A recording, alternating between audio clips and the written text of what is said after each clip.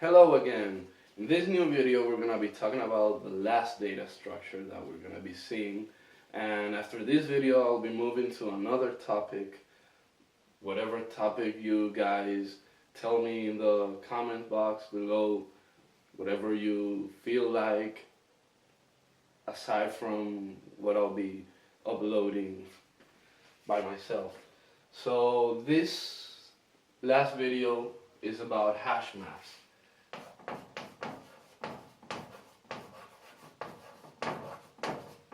What is a hash map? Not a lot of people know what a hash map is or know how to use it. But the best way to describe a hash map is a data structure where you map a key to a value in a way similar to arrays, where the index of the array tells you the value stored in the slot of that particular array at that index. A hash map uses a key that could be of any size, it could be of any type, it could be an object, it could be a float, it could be an integer. Normally it is just an integer, and if it's not, we hash it. If it's an object or whatever other data type, we have to hash it to obtain a numeric value for the key.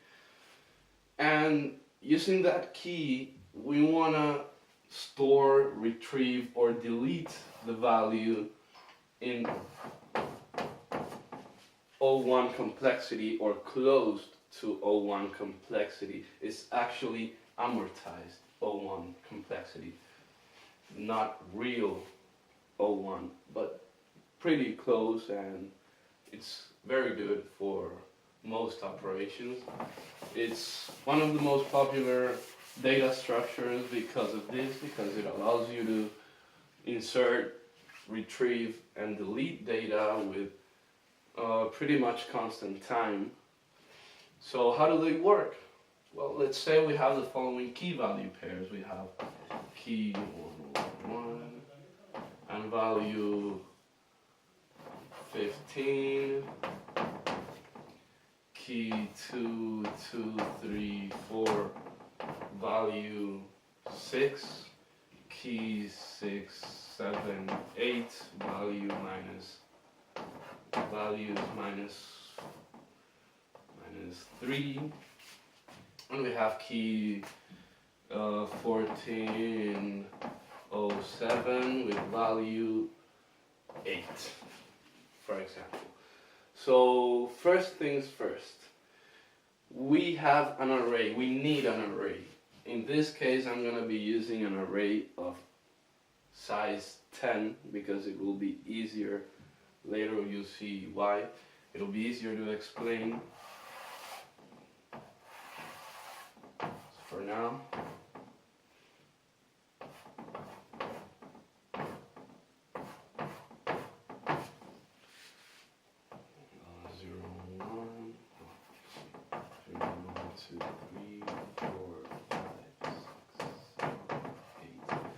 we have an array, also called associative array, where we're going to be storing the elements. So given the key, we need to find out where inside this array we need to store the value. So how do we do that? Well, we use a mathematical operation called modulo. Modulo, which is notated as the percentage sign in most programming languages, is nothing more than taking the remainder out of a division.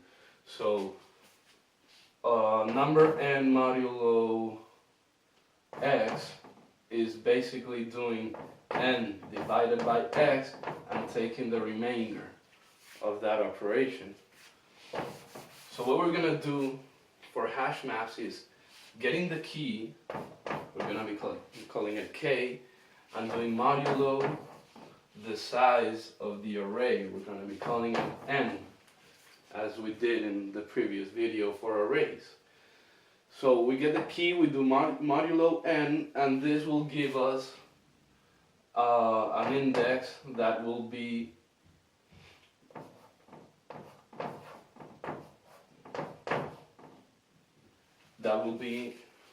within that range. It will be within 0 to n minus 1, from the range 0 to 9 in the case of this array. So alright, let's start inserting the elements using this formula. We get this key 1001 modulo 10. The remainder of the division is 1. So that means 15 will be stored at index 1. Next up, this one. I'm gonna be doing something here, so I'll explain it later why I do this. This one, 2234. Modulo 10 gives us 4, so the index is 4. That's where the 6 is gonna be stored. Store the 6 there. Next up, 678. Modulo 10 gives us 8, so minus 3 will go to index 8. And last one, 1401. Modulo 10 gives us 1. We go to index 1, but there is a problem. There's already an item stored in this slot. So how do we do it? What's going on? How do we solve this? This is what's called a collision. In this case, two completely different keys, 1001 and 1401, gives us the same index. So we cannot insert two items in the same slot. We gotta do something to resolve this collision. That's where different strategies come in place. Depending on the language you're using, depending on the library, one strategy is used, another one is used. I'm gonna be explaining the two strategies. The first one that I don't really use that much, but it's good because it allows you to fill in the entire array, is linear quotient hashing. Basically, the idea is that when you have a collision, in this case you want to insert the 8 into this slot, but it's already occupied. So what we're going to do is find us another slot that is close to this one where we can store the 8. In this case, it could be either the slot 0 or 2, let's say it's 0. We store it here. Of course, we have to store the keys also. We gotta store the key alongside the value, but that's for implementation details to be able to solve collisions. Now, there's another way to handle collisions. Let's say that, for example, this minus 3, or let's say we want to insert this other key.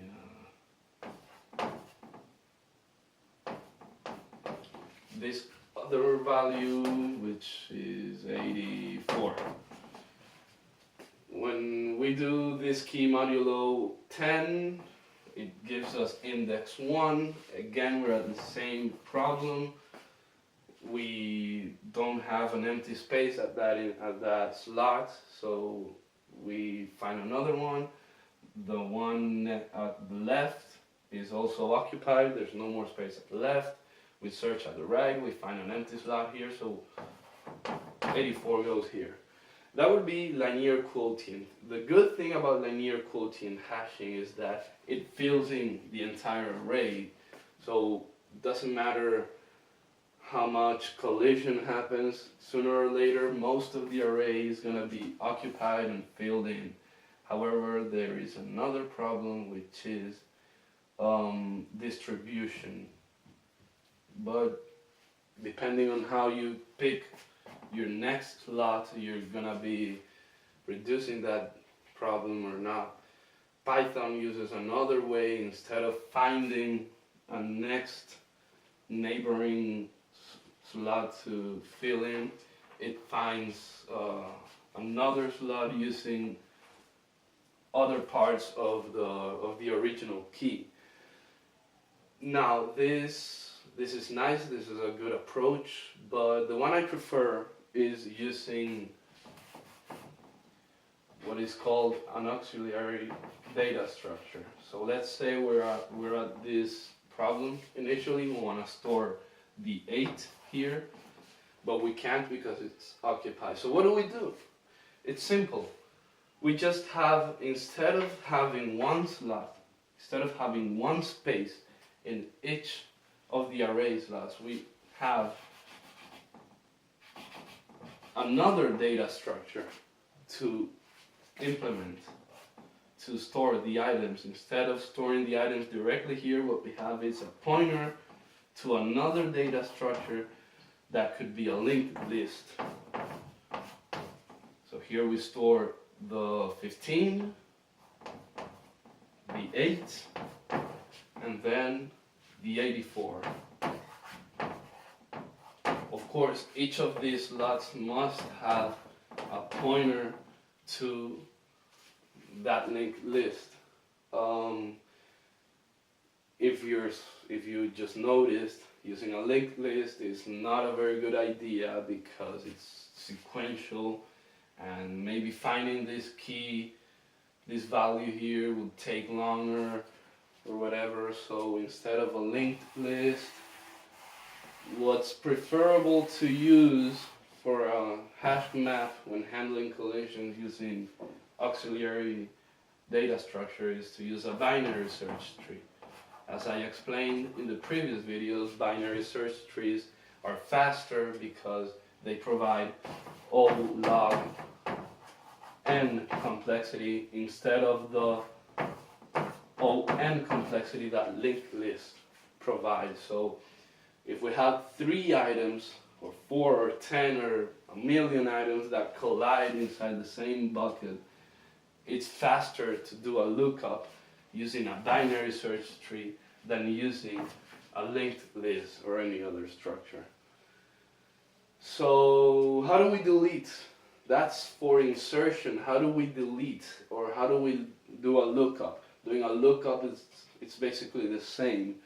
You get the key, you want to look up the value that's associated to this key. You know the key, but you don't know the value. So you do the same operation, key modulo n, you find the slot where it should be. In case you're using an auxiliary data structure, all you have to do is use the algorithms to search in that data structure. If it's a binary search tree, then you do whatever I explained in the previous video. If it's a linked list, I also explained it in the previous video. If you're using linear quotient hashing, you have to follow the same methodology that you used to find an empty slot to store the colliding element.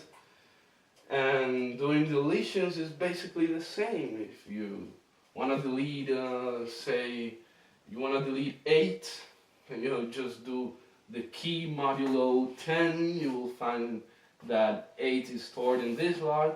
Since we're using binary search tree, then we just do the operations for deleting from a binary search tree. It's as simple as that.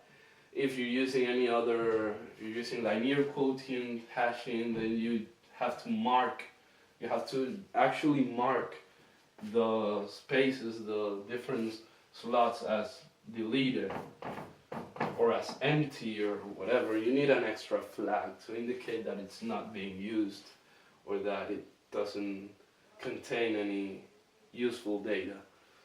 So that would be it. Hash maps are actually one of my favorite data structures because it allows you to implement really fast and dynamic lookup and really good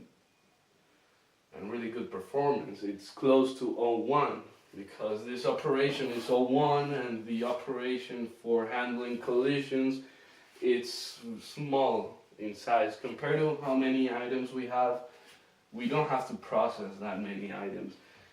Even if we have 100 items in the hash map and there's 15 of them colliding into the same bucket, if this bucket uses a binary search tree, then we do a logarithmic search on 15 items. That's actually pretty fast. So that's basically how hash maps work.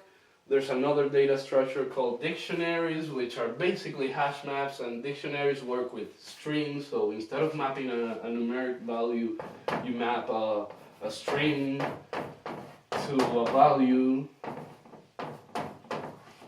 But they basically use hash maps internally. As I said, if the key is not numeric, if it's an object, like in the case of a string is an object,